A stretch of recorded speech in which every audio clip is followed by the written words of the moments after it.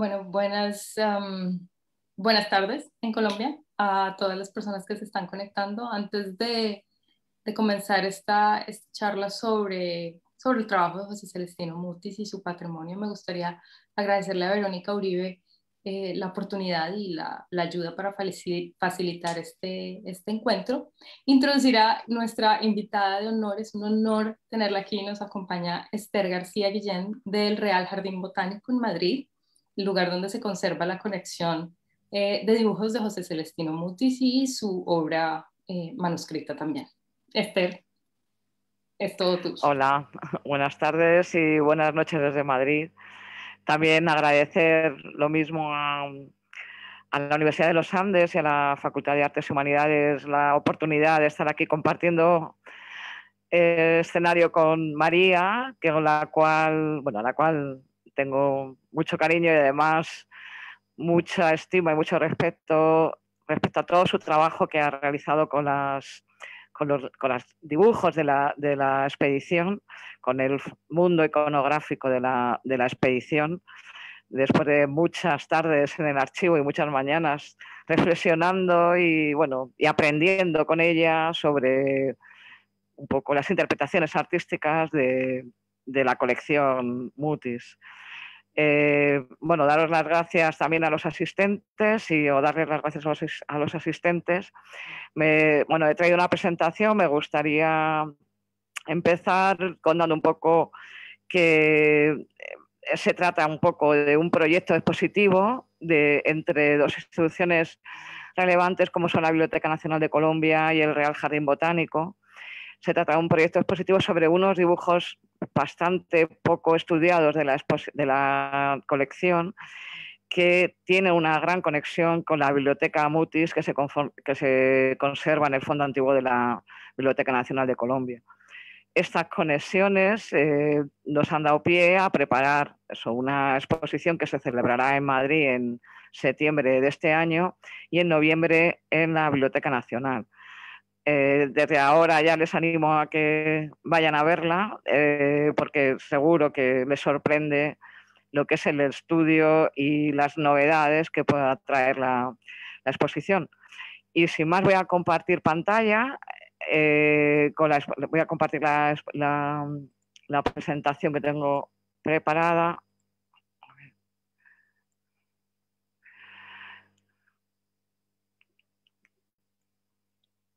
En principio he puesto esta primera diapositiva porque estamos hablando no de una colección cualquiera, estamos hablando de, en mi opinión, una de las mejores colecciones iconográficas de arte botánico del mundo, y de hecho tiene este reconocimiento por el Registro de Memoria del Mundo de la UNESCO para América Latina y el Caribe, ¿no?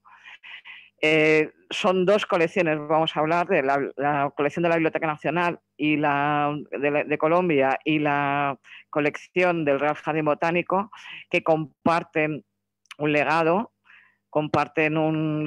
no solamente botánico, sino también artístico y cultural, y que esperamos que pronto la Biblioteca Nacional y el Fondo de la Colección Mutis tenga también este reconocimiento, porque desde luego es un fondo maravilloso.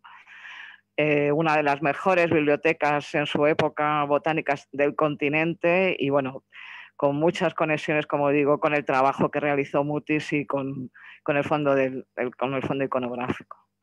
Y me gustaría también empezar presentando mi institución, la institución a la que alberga esta colección, que es el Real Jardín Botánico de Madrid. Aquí lo que vemos es uno de los parterres diseñados por Juan de Villanueva, el arquitecto real.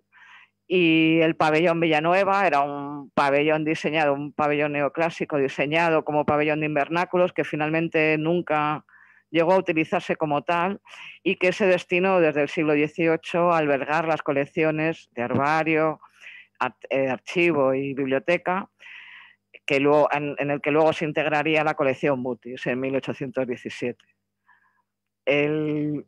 Es la puerta del archivo, la puerta del depósito del archivo, donde se conserva la colección de dibujos de las expediciones científicas españolas, la parte de botánica de esas expediciones, conservadas en estas cajas de conservación enteladas, dispuestos, instalados los dibujos con passepartout y bueno, dentro de un depósito climatizado, digamos que para nosotros es la joya de la corona, vamos a decir, el legado más importante, en mi opinión, que conserva el Real Jardín Botánico de Madrid.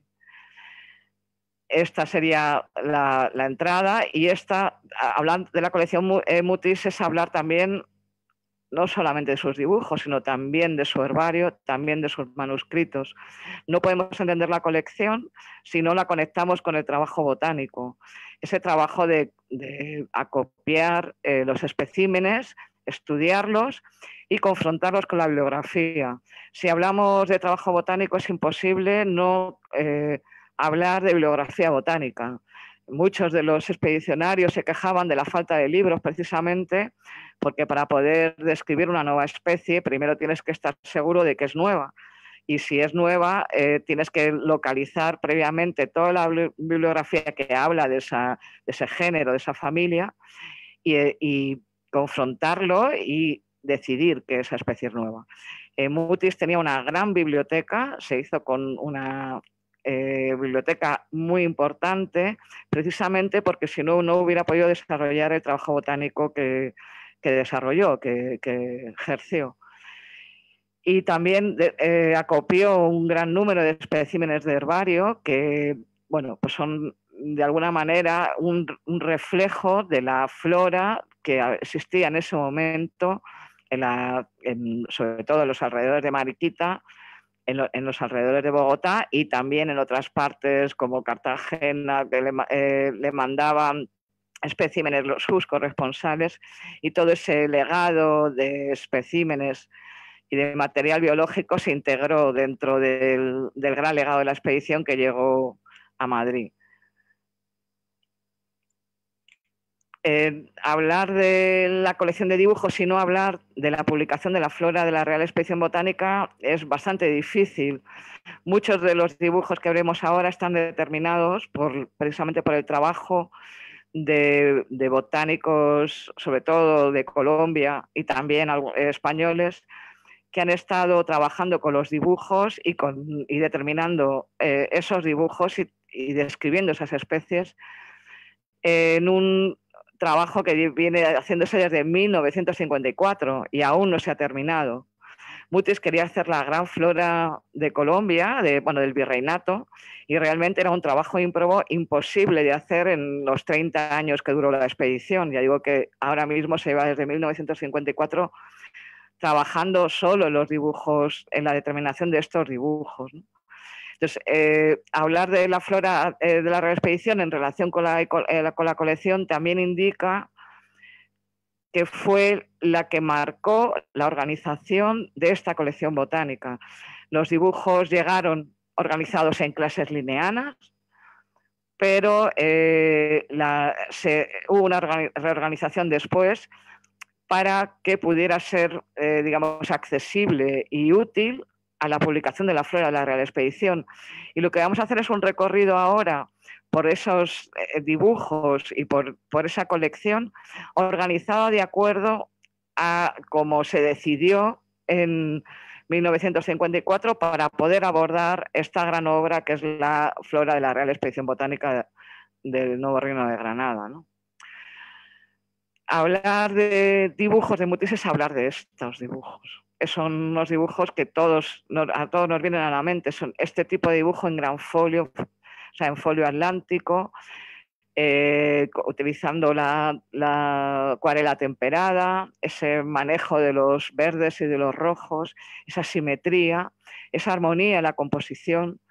Eso es lo que, digamos, ha hecho famosa esta colección, pero la hizo famosa ya en su tiempo. O sea, la apreció Linneo, la apreció Humboldt, la apreciaron todos los grandes botánicos de la época. Sabían que se estaba haciendo una obra iconográfica nunca vista y, de hecho, todo el mundo quería conocer esa colección.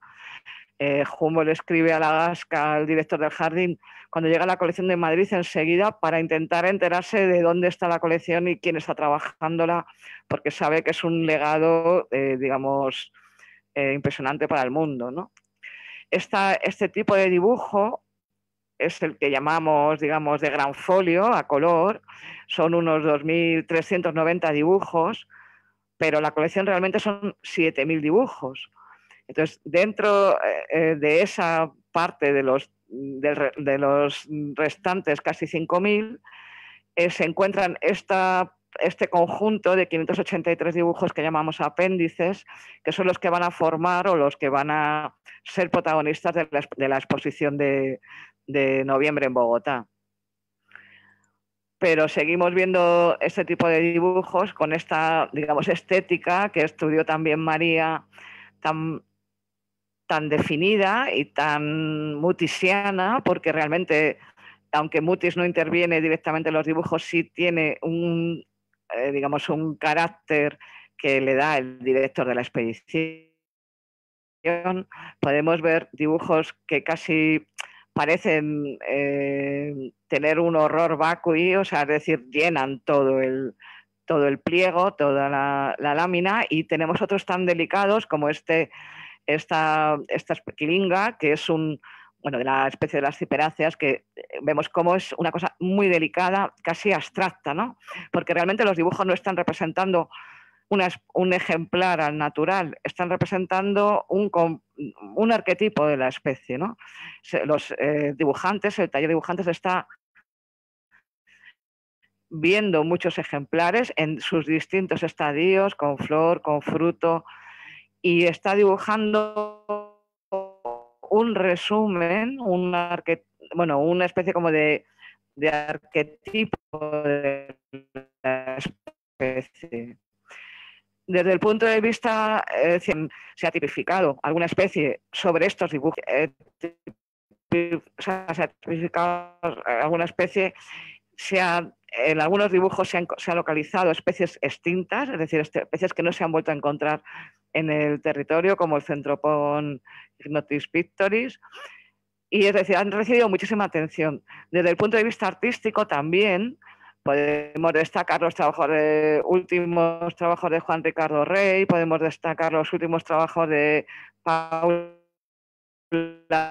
Martínez Millán, que han hecho estudios, nos daría para muchísimo más. O sea, yo animo también, aprovecho para animar a los alumnos y a los interesados en estudiar este trabajo, no solamente las típicas o las láminas conocidas, los dibujos conocidos, sino también toda la parte, digamos, más desconocida de la colección, como son las anatomías, como son los cuadernos de florones, como son los cuadernos de trabajo de los dibujantes, que también están en línea y se pueden consultar. Aquí vemos un ejemplo de otro tipo de dibujo, que es el dibujo monocromático.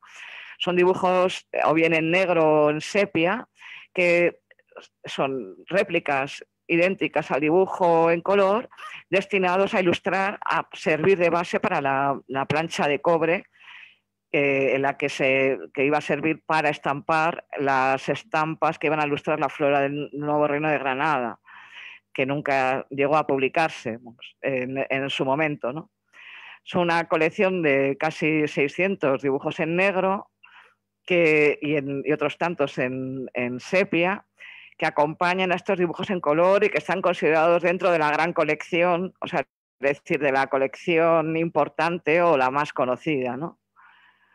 Pero también tenemos otro tipo de dibujos como estos, que son en un folio doble al folio atlántico, tienen más movimiento, se nota que el artista ha tenido menos restricciones a la hora de dibujarlo, porque realmente en el taller funcionaba con un director muy duro, que era José Celestino Mutis, era un director muy exigente y muy rígido en cuanto al trabajo de los dibujantes. Y aquí vemos un dibujo con más movimiento, distinto. Es decir, estamos acostumbrados como a considerar la colección como un gran compacto, y en cuanto empezamos a estudiarla, van surgiendo todas las diferencias del trabajo de cada dibujante, de cada artista, y además las diferencias de las distintas épocas.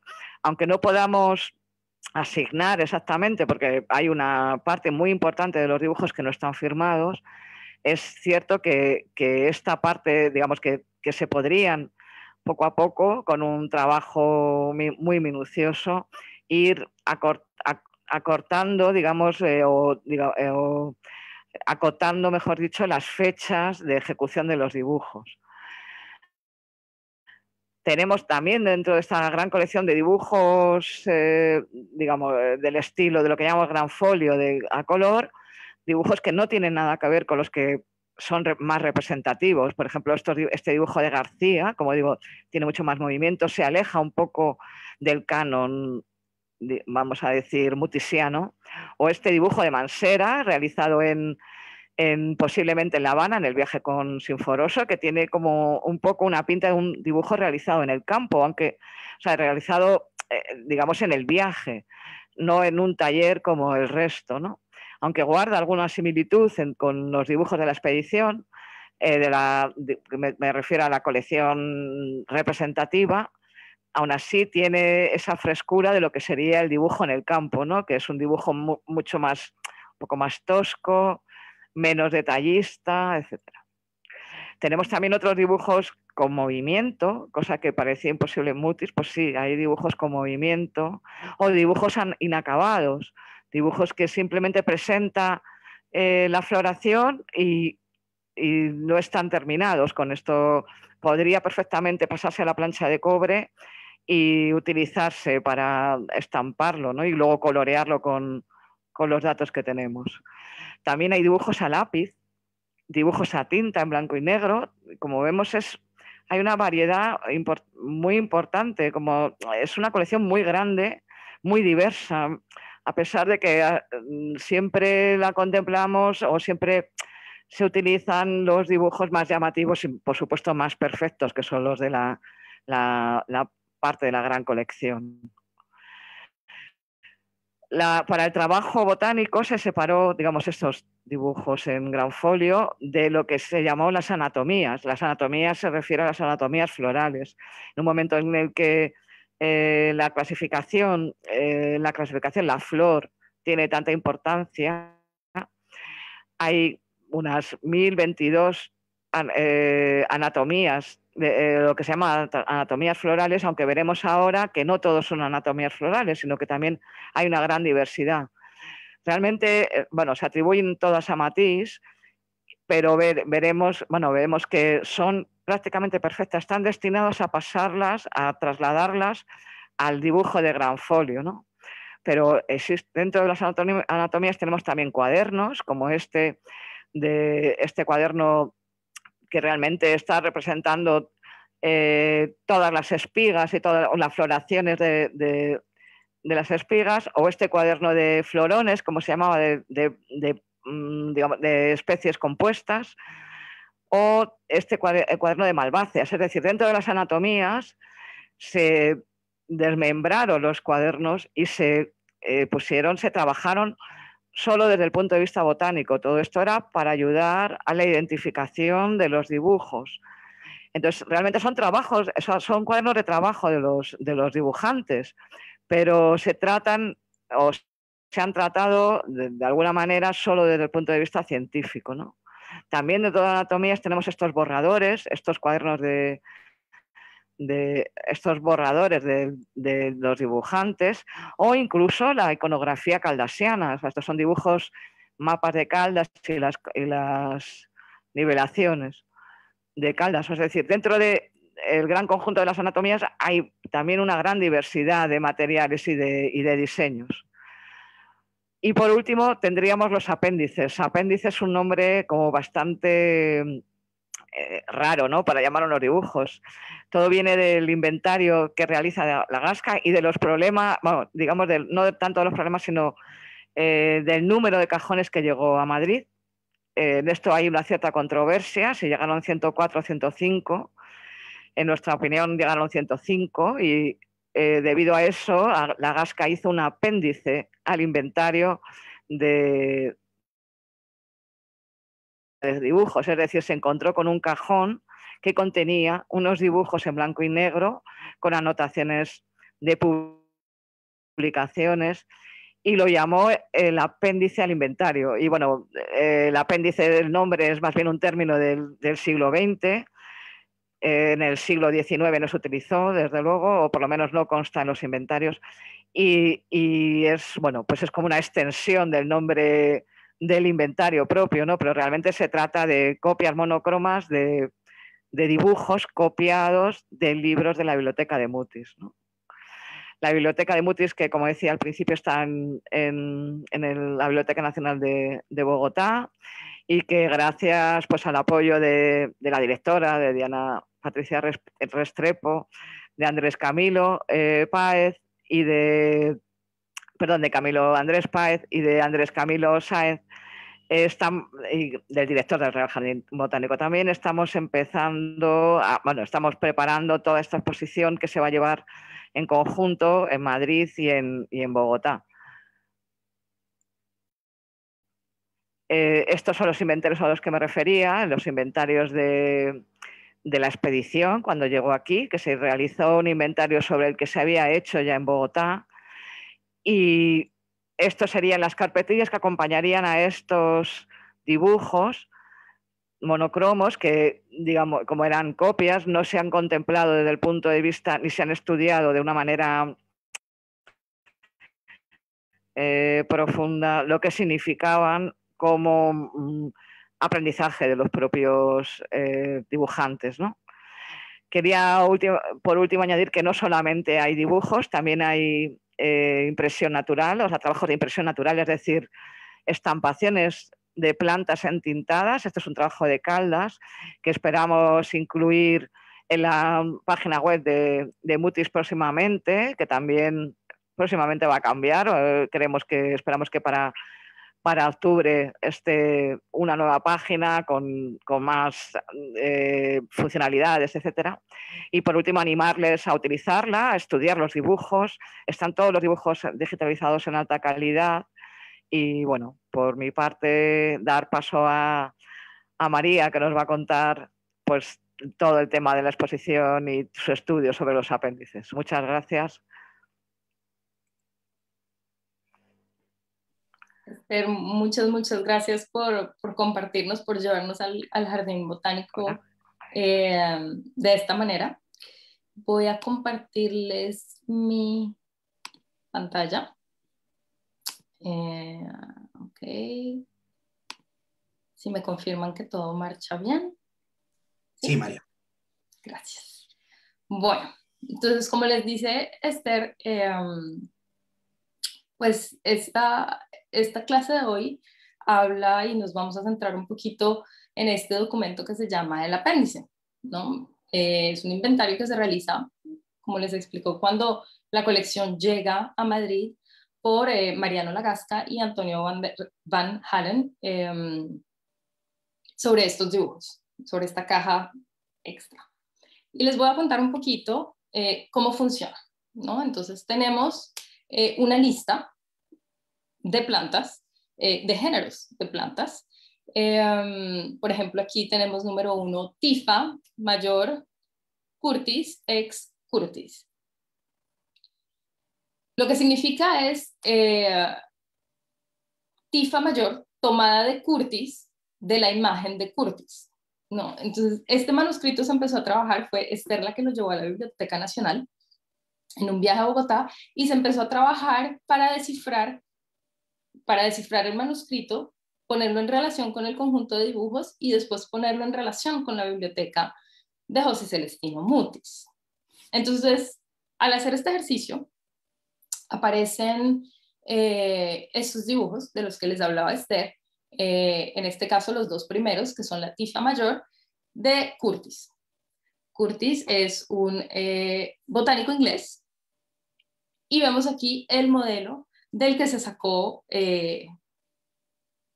sacaron estos dos dibujos. Son unas copias muy exactas, lo cual nos deja como pensar que son hechas directamente del modelo. En este caso, la fuente es la Flora londinensis de William Curtis, publicada en 1777, lo que nos ayuda a datar un poquito estos dibujos, la fecha de realización por lo menos.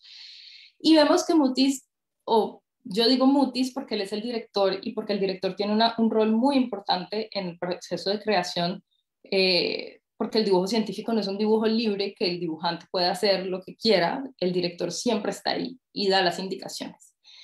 Decide dividir una planta en dos imágenes, ¿no? Entonces aquí lo que es una imagen se vuelve dos imágenes y él va a citar abajo de dónde la sacó, es muy metódico. José Celestino Mutis es muy metódico. Entonces este es un grupo muy grande, muy diverso, de más o menos unos 500 dibujos que reúnen 120 géneros y más o menos unas 200 especies, hechos a partir del trabajo de 22 botánicos. ¿Sí? Y encontramos trabajos desde Robert Morrison, un botánico escocés en el siglo XVII, y Giuseppe Morris también en el siglo XVIII y principios del siglo XIX. ¿Sí? O sea, abarca muchas épocas. No se centra como en un momento específico de la botánica, y lo que es interesante de esta colección es que va a representar justamente diferentes paradigmas botánicos de diferentes momentos, ¿no? Muy importantes. Ahora, la pregunta es, ¿por qué José Celestino copia estos dibujos si están en la biblioteca? Los libros estaban en la biblioteca. ¿Por qué se invierte papel, que es tan costoso? José Celestino Mutis sufrió por ausencia y escasez de papel, tinta, tiempo, dinero, en crear una colección tan abundante si ya se tienen los libros, ¿no? Entonces, es una de las preguntas que se trabajan en esta exposición. No nos cansaremos de decir que por favor vayan a verla. Que nos deja deslumbrados, porque hay muchas posibilidades. Puede ser que estos son dibujos que ellos llevan al campo para observar. Pueden ser dibujos que tienen de consulta rápida en vez de ir a la biblioteca. Quiero decir que los libros de la Biblioteca Nacional están conservados intactos. Son libros que se utilizan, pero que tienen una utilización muy cuidada. No es el libro que uno ponga al lado cuando está dibujando, no hay manchas, no hay hojas dobladas. Hay otras cosas, pero ya les mostraré. Y digamos que cuando uno compara esta iconografía, la iconografía de estos dibujos con la flora de Mutis, pues hay muchas similitudes y muchas diferencias. José Celestino Mutis va a tender a estructurar más la planta, a centrarla en el papel, a hacer líneas rectas. Y también es importante tener en cuenta que no se pueden comparar grabados con miniaturas. ¿Sí? Podemos compararlos en aspectos como la composición, los detalles, pero a nivel técnico y material, pues es muy difícil porque son dos técnicas difíciles y eso pues hay que tenerlo en cuenta. Como les decía Esther, estos dibujos, los dibujos de Mutis, estos que ven acá, estos tres, pues son como, hacen parte del grupo representativo y del grupo que en su momento iba a ser parte de la flora de Bogotá, lo que Mutis llamaba la flora, su proyecto pues botánico, la flora de Bogotá. Y uno los ve muy diferentes a los dibujos que copiaron. ¿Por qué coexisten estos dos tipos de colecciones, ¿no? Ahora, la existencia de estos dibujos nos lleva a una pregunta mucho más grande. ¿Cuál es la relación de la iconografía que desarrolla Mutis por sí mismo y su biblioteca? Es decir, y el pensamiento científico de su época. ¿Cuál es la posición de Mutis con respecto al pensamiento científico de su época, a la botánica de su época? Y esta es una citación que ha sido utilizada y reutilizada por los investigadores de Mutis, pero me gusta traerla aquí desde otro ángulo. ¿Sí? Él habla de nombres muy importantes de la historia de la botánica, Casby, Barrier, Brown, Jacan, y él dice que todas sus láminas son imperfectísimas, muy importante, nada satisfacen al gusto sublime por el iconismo del día. No son suficientes para los parámetros de la botánica en la época en la que él está, ¿no? Ahora, la Biblioteca José Celestino Mutis es un puente intelectual con la Europa ilustrada. Es una biblioteca que se conserva en parte en la Biblioteca Nacional porque hubo pérdidas, contexto de una guerra, todo se empacó, hay pérdidas. En este momento la Biblioteca Nacional de Colombia conserva 4.600 volúmenes y de esos 4.000, la biblioteca fue nacionalizada por Santander en 1822. Y les recomiendo muchísimo los trabajos de investigación del profesor Amaya con respecto a la biblioteca. Es él el que ha llevado como el inventario, los registros, el inventario. Cuando los militares llegan a Bogotá a empacar todo, hay un documento muy particular que está en Sevilla, que es un inventario de la biblioteca que ellos hacen por repisa. Libro tal, libro tal, libro tal, libro tal, libro tal, repisa, libro tal, libro tal, libro tal. Ese documento es muy importante porque contiene la totalidad de los libros, pero también la forma en la que está organizado. Entonces, desde el aspecto archivístico, es un documento sumamente importante. Con respecto a la botánica, yo hice la selección, o sea, leí el documento que me entregó la Biblioteca Nacional, que es el inventario de los libros que ellos poseen, y de la Biblioteca Nacional cuenta con 163 títulos de botánica, ¿sí? Que van desde finales del siglo XVI, estamos hablando de 1500, hasta el siglo XIX. De esos 163 volúmenes, 84 son obras ilustradas. Y es importante decir que muchos de ellos son en gran formato. El libro es un elemento noble, la botánica es una ciencia noble, da mucho prestigio, los científicos se ennoblecen, como Carlos Linneo, y los nobles hacen ciencia, como Alejandro Humboldt. Y hacer botánica es algo noble, es una actividad noble, es una actividad de las élites, tanto intelectuales como aristocráticas.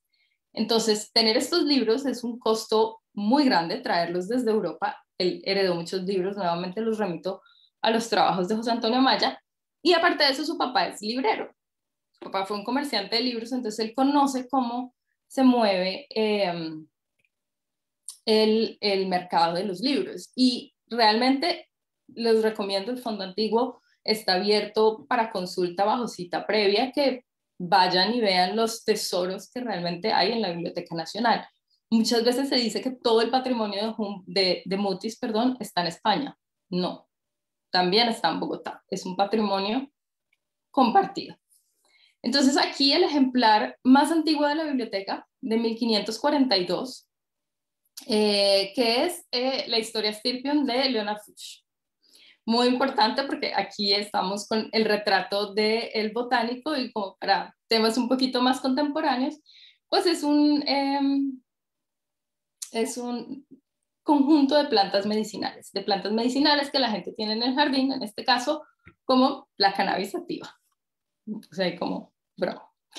Y tenemos también nombres muy importantes de la botánica en Europa como Charles-Louis Lheritier de Brutel, que cuenta con dibujos de el que es considerado el mejor ilustrador de botánica del siglo, transición siglo XVIII-XIX, Pierre-Joseph Redoutey, ¿sí? Que trabajó para María Antonieta y después para la emperatriz Josefina. Están en la Biblioteca Nacional, por favor vayan a verlos. Son unas bellezas. ¿Qué hacen estos ejemplares únicos? Muchos de ellos tienen anotaciones hechas de la mano de José Celestino Mutis.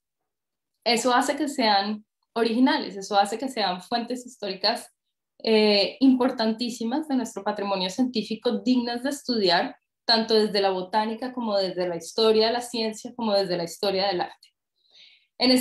En particular, me gusta ponerles aquí cómo él está estudiando una planta que se llama Clematis, y es un género, una familia de plantas que reúne más o menos unas 300 especies, son unas enredaderas, unas flores muy bonitas, y es de hecho una de las láminas más conocidas de la expedición. Esta es otra especie que él va a encontrar en Bogotá y le va a poner el nombre de esta familia, ¿no? Entonces, Muticia clematis. Y es interesante comparar estas dos imágenes. la flora de Mutis no puede entenderse aislada porque Mutis no está aislada, no es una persona que no sabía de botánica y se fue al monte a dibujar plantas.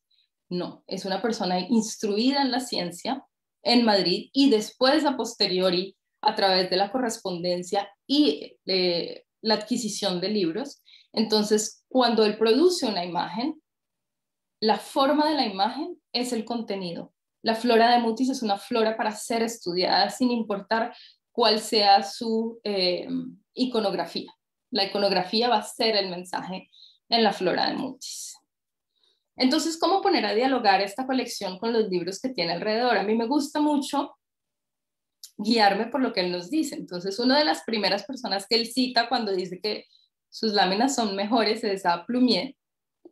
No me vaya yo a pasar la hora. Ok. A Plumier. Y Plumier es un botánico francés que visitó América. Viajar es muy prestigioso. Hernández es llena de gloria, entonces pues, toca viajar como Humboldt y publicar. Y hay muchas concordancias con Plumier. Y uno de los aspectos que a mí más me gusta es que ambos van a tener la representación de lo que yo llamo la hoja aplastada. La hoja aplastada o la hoja plana, por decirlo así, la hojita de la planta, se muestra desde dos puntos de vista, el haz y el en vez, como la parte de adelante, la parte de atrás. Para que el botánico que estudia el documento pueda ver toda la nervadura de las hojas, el detalle,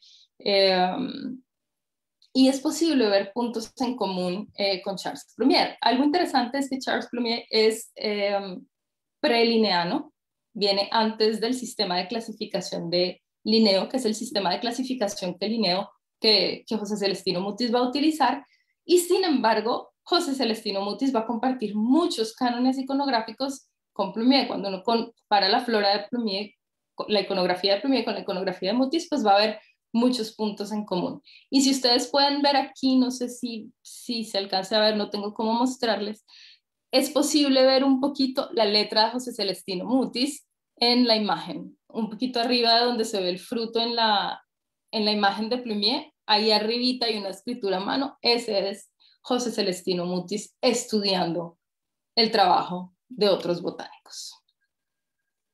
Y por supuesto, el héroe de José Celestino Mutis, muy bien descrito en la frase apóstol de Linneo por José Antonio Amaya, es el modelo a seguir de José Celestino Mutis. Este es el Hortus Cliforatus de Clifortiarus de Carbon Linné, y podemos ver cómo la flora, la iconografía de Linneo, pues es muy diferente de la iconografía de Mutis. Hay más movimiento, como decía Esther, las hojas no están completamente aplastadas, y esto se acerca más a lo que se hace en Europa en la transición del siglo XVIII y el siglo XIX.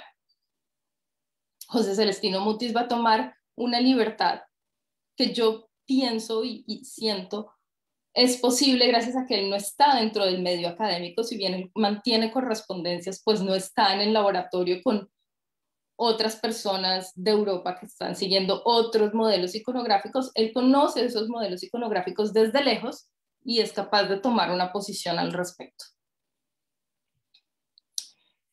Las hojas aplastadas o las hojas planitas, como yo les estaba explicando, vienen justamente del sistema de clasificación en el que la forma de la hoja es importante. Y esto lo puse aquí para darles un ejemplo del contenido epistemológico que tienen estas imágenes.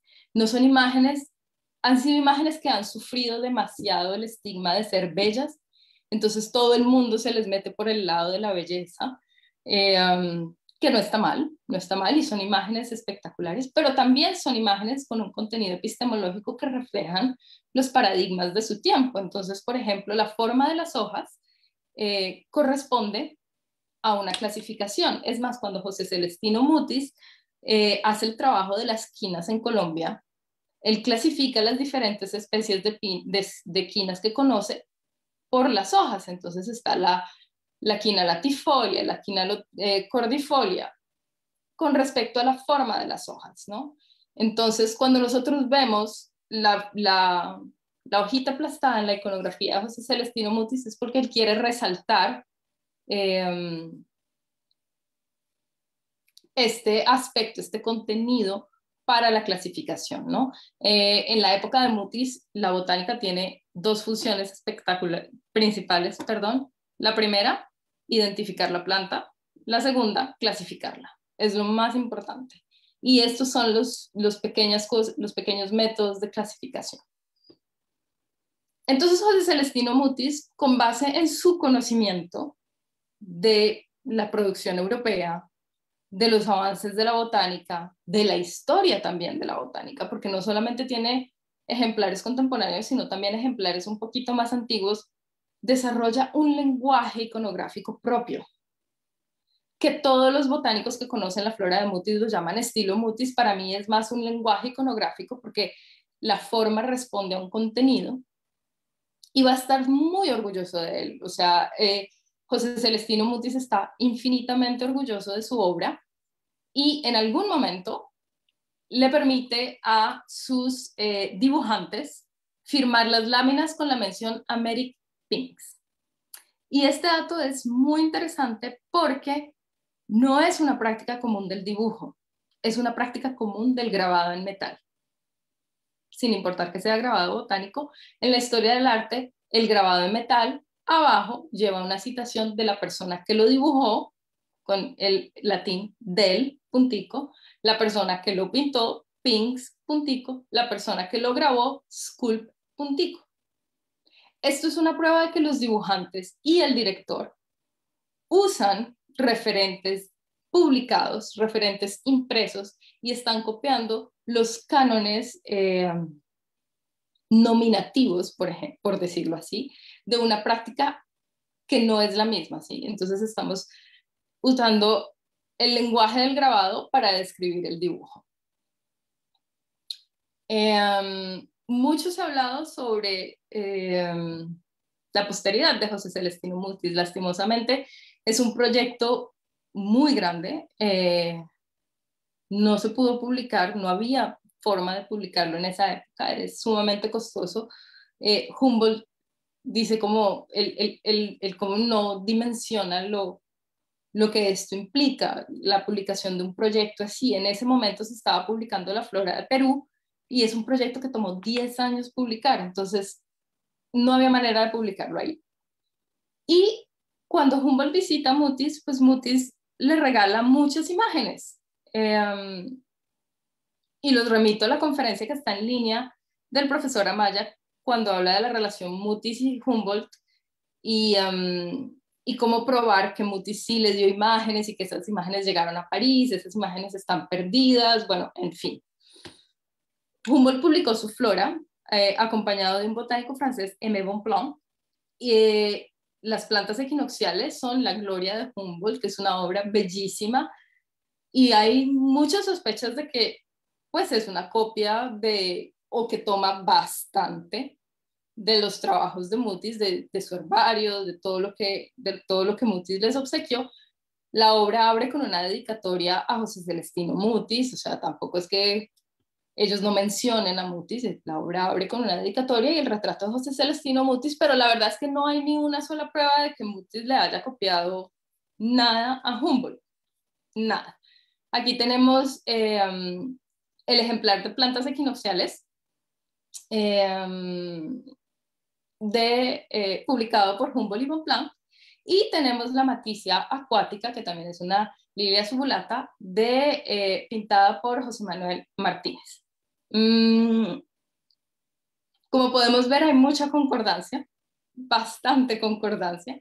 Es el único ejemplo de toda la flora, porque la flora de Humboldt seguía más hacia el canon de Linneo, ¿sí? Responde más a los criterios de Europa de la época. Este es el único ejemplar en el que hay una concordancia tan impactante. Para finalizar, me gustaría abrir un poquito esto más allá de la botánica. La colección de José Celestino Mutis de libros en la Biblioteca Nacional es una colección excepcional. Está la citación de Humboldt de una carta que le escribe al hermano, en el que él dice: aparte de la biblioteca de Joseph Banks, que es una biblioteca muy famosa en Inglaterra, yo nunca había visto una colección así. O sea, es impresionante que una persona haya logrado reunir semejante colección de libros. Una vez más, está en la Biblioteca Nacional, por favor vayan a visitarla. Y aquí los frontispicios de estos libros. ¿Y qué influencias pueden tener estos frontispicios en la historia del arte en Colombia? Siendo esta la primera escuela de pintores, ¿no?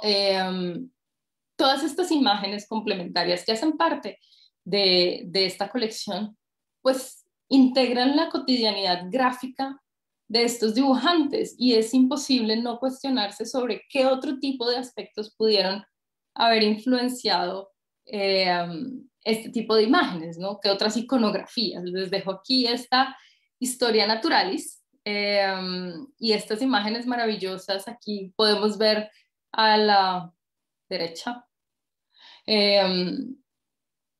indígenas tirándole frutas de los árboles a los conquistadores y imágenes que hacen parte como de unos relatos que están ahí esperando para ser investigados, jóvenes investigadores. Ahí está.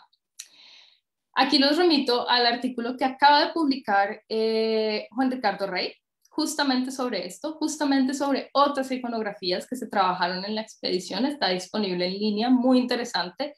Se los recomiendo. No es ilustración botánica, es otra cosa, pero está fuertemente relacionado con José Celestino Mutis y su escuela de pintores. Y para finalizar, por favor vayan a ver la exposición Libros y Dibujos de la Casa de la Botánica, un patrimonio compartido. Esta exposición es el fruto del trabajo de dos instituciones, con el apoyo también del Consejo Científico del Consejo Científico de Investigaciones, del Real Jardín Botánico, del Gobierno de España, de la Biblioteca Nacional, del Ministerio de Cultura.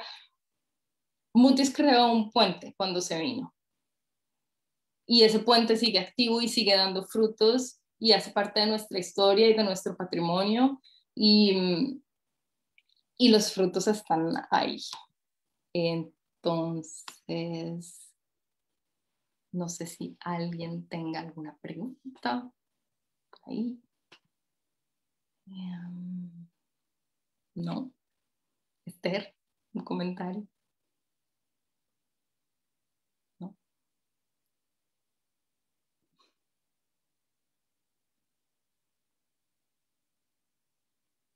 Okay.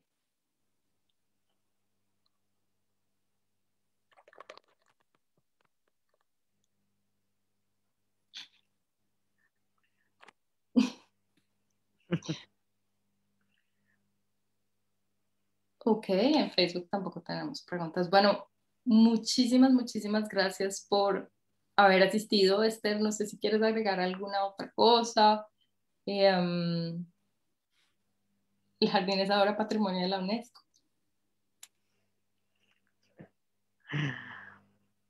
Sí, justo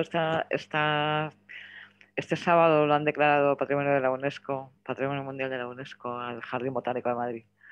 Así que estamos muy contentos. En conjunto con una candidatura donde está el Museo del Prado, el Retiro, y bueno, digamos que el jardín ha formado parte de la candidatura también desde los aspectos científicos y también por el legado, por supuesto, que tiene del mundo vegetal, ¿no?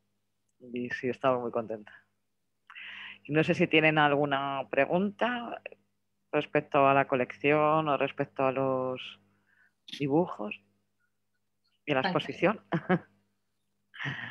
Bueno, hay una cosa que voy a comentar así porque tenemos ahí todavía un poco de tiempo, que no he dicho antes, que quería haber comentado, era la utilización de lámina y dibujo. Normalmente para la colección de Mutis se suele utilizar la palabra lámina de la expedición.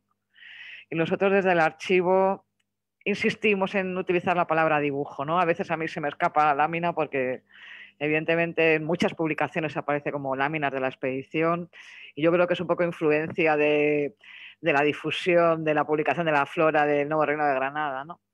Pero lámina, y buscando en el diccionario del diccionario gráfico español buscando la terminología, está mucho más asociada al grabado, incluso a lo que es la propia plancha de cobre, aunque ahora mismo esté en desuso, y a la estampa. Entonces nosotros incidimos en utilizar dibujo, no solamente porque evidentemente es un dibujo, sino también por la connotación que tiene de original y único, ¿no? Hay veces que la verdad es que están muy bien conservados los dibujos y algún visitante nos pregunta, pero son los originales pero son, claro, reproducciones. No, estos son los originales. Entonces, a veces ha sido confuso la utilización de la palabra lámina y yo insisto en utilizar los dibujos de la expedición para dar esa parte de único y original que tiene la colección.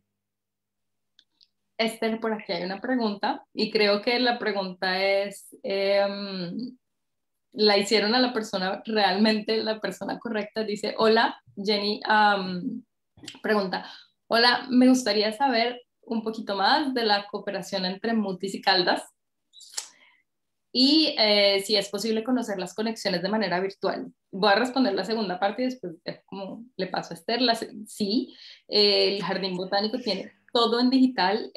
Ustedes ponen en Google icones Mutis y les va a salir de primero, están todas las imágenes para consulta. Y respecto a la cooperación entre Mutis y Caldas, bueno, es una relación de maestro-discípulo.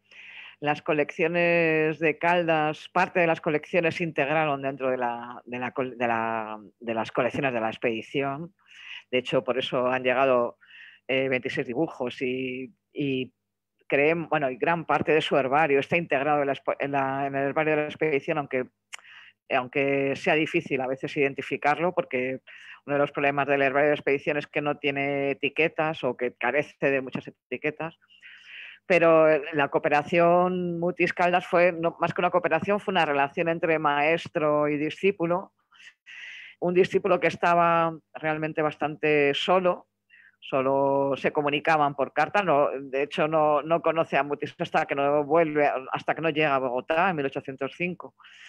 Y es un discípulo que se va marcando sus metas, pero de alguna forma autónoma, aunque en el caso de Caldas es una persona que le gusta lo mismo, o sea, tiene mucho interés por la astronomía, tiene mucho interés por estudiar también la ecología, lo que es la relación de las plantas útiles, en ser útil digamos, a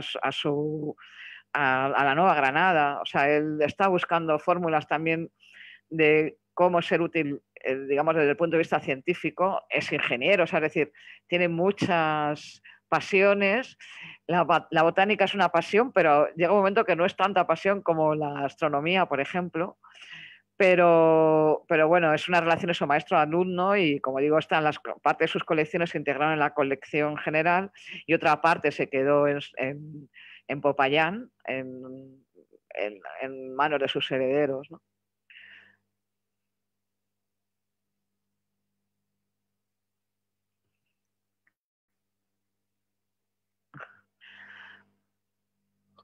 Estamos leyendo una pregunta sobre pues yo recomendaría empezar en el caso de Popayán. Evidentemente, si hay un personaje importante y valioso, es Francisco José de Caldas. Yo recomendaría empezar por leer la edición, la publicación de las cartas de Caldas, que están todas publicadas y transcritas, de la Academia de Ciencias Exactas, Físicas y Naturales, la Academia Colombiana de Ciencias Exactas, Físicas y Naturales, y yo me entraría en el personaje de Caldas, que me parece que es un personaje por el que todavía hay mucho que estudiar, ¿no?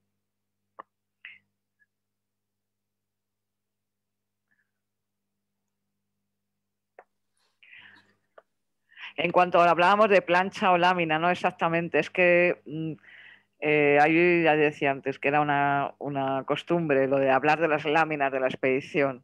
Y bueno, realmente son los dibujos de la expedición, no son eso es verdad que es confuso y da lugar a equivocación, vamos, a una idea, digamos, errónea, ¿no? No son, o sea, la colección está formada por dibujos originales, y solamente existe una plancha de cobre, una plancha de una cinchona, que se hizo aquí, bueno, se hizo en Madrid, precisamente para ver cómo podía quedar una ilustración, y porque, digamos, al director del Jardín Botánico de Madrid le encargaron la publicación de la flora de Bogotá, y era una publicación que le quedaba muy grande en ese momento, y digamos que en el Jardín Botánico de Madrid no había no había un investigador a la altura para poderse hacerse cargo de publicar flora del neotrópico, por supuesto, ¿no? Aunque Lagasca era un gran botánico, realmente es una tarea que le quedó grande desde el principio, y no llegó a, digamos que no llegó a hacer nada, ¿no?, con ello. Bueno, yo, Esther, infinitas, infinitas gracias por acompañarnos 12 de la noche aquí en Europa. Muchas, muchas gracias, de verdad. Nada, Es un honor, realmente es un honor. Esperamos verlos en nada, Bogotá muchas y gracias en a Madrid. todos. Sí, esperamos que la exposición, la verdad que va a ser una exposición muy, punto de vista tanto artístico como científico, muy exquisita, voy a decir, ¿no? Vamos a hacer que sea, por supuesto, accesible para todos, pero lo que se va a contar va a ser una parte desconocida y para mí muy especial de la colección, ¿no? Esa parte de que no son solo los dibujos de gran folio, sino esa parte del trabajo y de la relación del estudio, de los libros y de la relación con el dibujo botánico, ¿no? Pues yo espero que sí que sea interesante y que le guste al público.